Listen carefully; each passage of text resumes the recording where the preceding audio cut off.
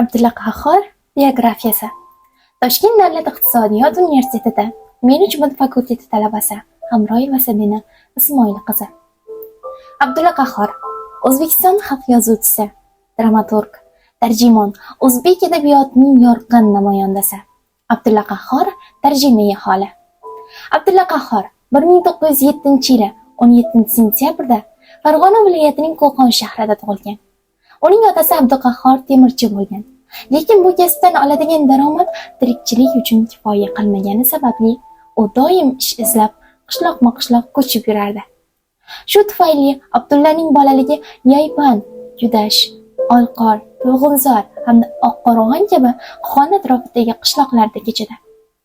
Kechqurunlari otasi Abdullaga suratli eski kitoblardan hikoyalar o'qib bergan. Qiyinchiliklarga qaramay, otasi Abduqahhor Jalilov va onasi Rohataya o'g'liga boshlang'ich ta'limni bera olishgan. U 10 yoshga to'lganda Buvaydadagi eski maktabga o'qishga kiradi. Biroq ko'p o'tmay oila Oqqo'rg'onga ko'chadi.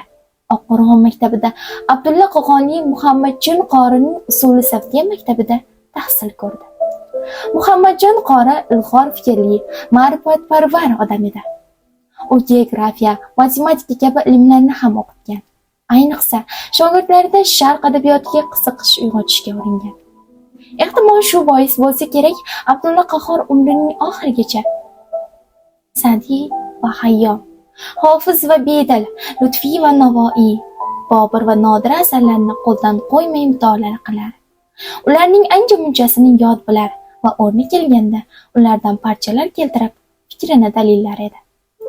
Shundan so'ng Abdulla Qo'qonda yangi ochilgan Istiqbol maktab internatida o'qiy boshladi. Bu internat Abdullaning zehnini yanada o'tkirlashtiradi.